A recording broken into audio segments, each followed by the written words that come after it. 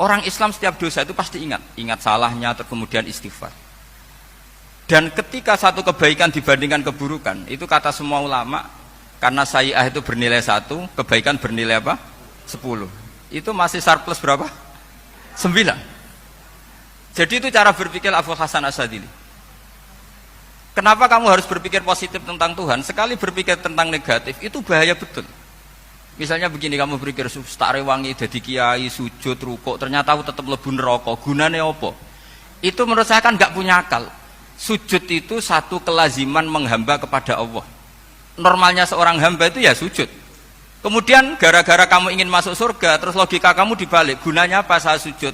Ternyata saya masuk neraka. Itu pertanyaan yang benar-benar bodoh dan itu menjadikan Allah benci. Logikanya dibalik begini.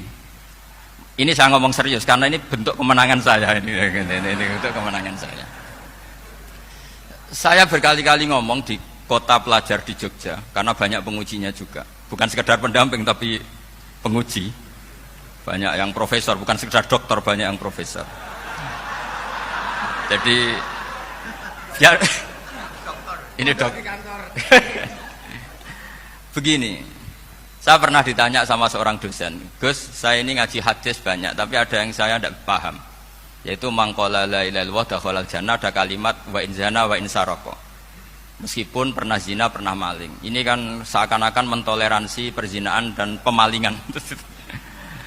Terus saya bilang, oh makna hadis itu seperti ini. Jadi kebenaran absolut, kebenaran yang mutlak itu tidak akan terganggu oleh status perilaku seseorang.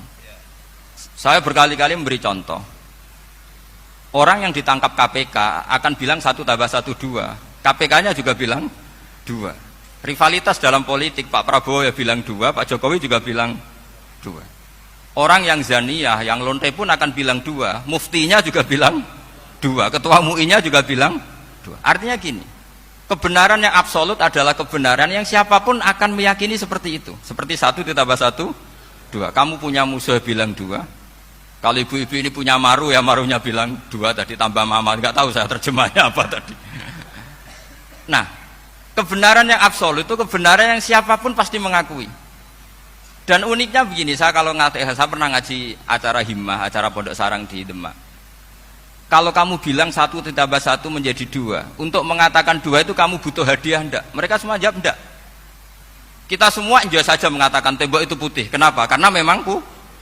Kita mengatakan 1 tambah 1 2 karena memang kita tanpa presentasi dapat hadiah, dapat penghormatan. Kenapa untuk mengatakan Allah itu Tuhan kita butuh surga? Memangnya kalau tidak ada surga Allah tidak jadi Tuhan? Ini problem orang soleh-soleh yang terlalu pesimis. Makanya nanti orang-orang soleh itu masuk surganya berat. Tapi kalau orang alim lebih gampang kira-kira seperti itu.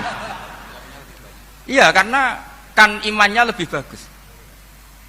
Dalam hadis qudsi Allah ini yang dibuli orang-orang soleh. Laulam akhluk jannatan wala naron alam akun ahlan an uto'a, dalam hadis qudsi itu. Kalau saja saya tidak menciptakan surga dan neraka, apa saya tidak jadi Tuhan yang perlu ditaati?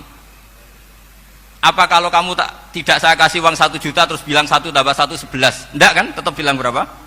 2. Kalau kebenaran absolut yang 1 tambah 1 kamu bilang 2 meskipun tanpa mendapat hadiah. Kenapa untuk bilang Allah Tuhan kamu butuh hadiah surga? Itu kan serai ikhlas blas. Makanya saya terus mengajarkan ikhlas. Ikhlas itu bisa dilatih dengan akal, dengan pikiran, bil ilmi lah. Harus dilatih. Nah di sini ini momen atau makna yang mestinya harus difahami wa inzana, bahwa kalimat ini sah meskipun dilafadzkan seorang yang pernah zina. Sama seperti 1 tambah 1 2 sah, diucapkan siapa saja sah. Dan siapapun akan mengucapkan itu secara ikhlas. Ini penting saya utarakan. Sehingga setelah ada firqah-firqah takfiri yang mengatakan orang megang keris itu syirik, ke kuburan syirik, ini syirik. Itu salah besar. Salahnya adalah tadi kalimat-kalimat atau kebenaran-kebenaran absolut ini sudah jadi sibghata wa man ahsanu minallahi sibghah. Kalimat ini begitu absolut di hatinya orang mukmin. Sehingga ketika terganggu oleh hal-hal yang adat istiadat kayak pegang keris, kayak apa, ini tidak mengganggu. Tetap kualitas iman ini di atas keyakinan adat membawa apa keris. Kalau orang membawa keris menjadi syirik karena percaya sama makhluk, Orang misalnya kejawen kalau nggak bawa kris nggak nyaman. Orang kota itu kalau nggak bawa ATM juga nggak nyaman. Itu tidak dihukumi syirik. Kamu pergi lupa bawa HP nyaman ndak? Ndak, kenapa ndak dihukumi syirik?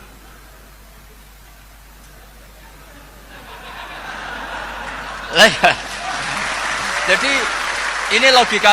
Jadi makanya ini Gus Reza boleh ngeritik saya. Saya itu berkali-kali bilang, saya termasuk ulama yang mau bikin gerakan cangkem elek.